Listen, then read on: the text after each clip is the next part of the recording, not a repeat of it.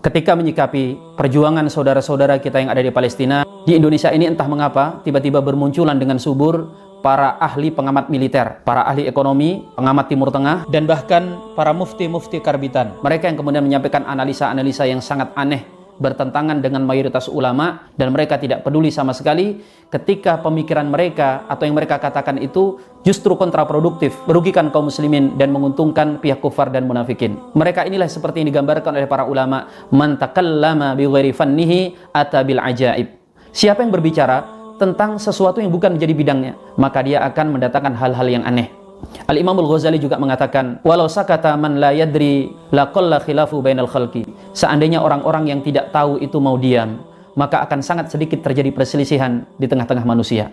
Benar sekalipun, kalau tidak tepat pada tempatnya, suatu ucapan itu bisa menjadi fitnah. Sebagaimana ungkapan para ulama, likulli maqam maqal, wa likulli maqal maqam. Setiap tempat itu ada kata-kata yang tepat, dan setiap ucapan yang tepat itu ada tempatnya. Sesuatu yang benar saja tidak pada tempatnya itu bisa berbahaya, apalagi kalau tidak benar. Kita ambil contoh misalnya, ketika awal perjuangan rakyat Palestina dan kemudian Al-Quds dikuasai oleh penjajah Israel, salah seorang ulama Yordan yaitu Syekh Al-Albani, beliau berfatwa hendaknya penduduk yang ada di sekitar Yerusalem hijrah saja karena mereka tidak bisa lagi beribadah sebagaimana yang seharusnya.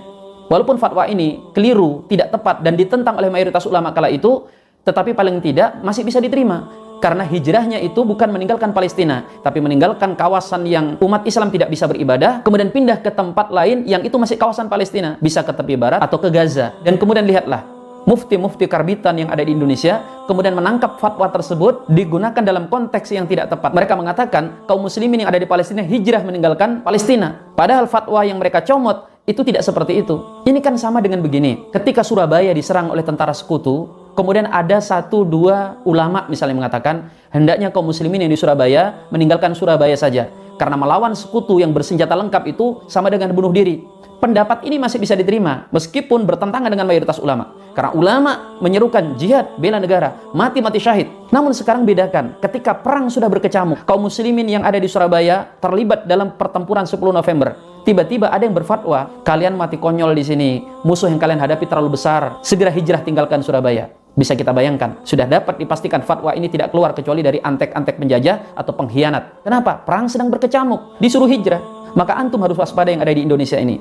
Apa yang antum sampaikan itu berdasarkan informasi yang kadang tidak valid, bukan dari A1 bahasanya. Kalau antum mengatakan misalnya Ikhwanul Muslimin itu teroris, anak petinggi Hamas yang berani membongkar borok-borok bagian petinggi Hamas yang membelotkan donasi perpecahan di antara para pejuang, itu semuanya bisa didiskusikan. Siapapun yang mau jernih berpikir akan bisa mendapatkan jawabannya dengan mudah tanpa perlu pembanding pemikiran. Misalnya, kalau bicara perpecahan, memang ini sudah menjadi penyakit dalam perjuangan. Akan ada selalu perpecahan, baik karena sebab kesalahpahaman atau mungkin adanya antek-antek pengkhianat yang kemudian memang memecah belah barisan kaum muslimin. Bacalah sejarah. Bayangkan kalau hal yang sama diterapkan ketika dulu kita berjuang. Gak usah bantu Indonesia. Kenapa? Antar pejuang ini bersengketa dengan pejuang itu. Ngapain dibantu? Mereka pecah belah. Kira-kira gimana perasaan antum? Kemudian tuduhan antum yang mengatakan bahwa Hamas itu adalah teroris dan sebagainya. Coba antum lihat fatwa-fatwa para ulama secara jernih. Jangan mengikuti media mainstream, media yang memang sudah dikelola oleh kelompok Zionis. Kita saja mencurigai seorang pemaksiat yang kemudian bisa jadi dia sudah bertobat. Kita harus berhati-hati. Lalu bagaimana dengan kelompok mujahidin? Lalu kita dengan serampangan dan sembarangan mudah memainkan lisan kita dengan data-data yang belum tentu terkonfirmasi kebenarannya.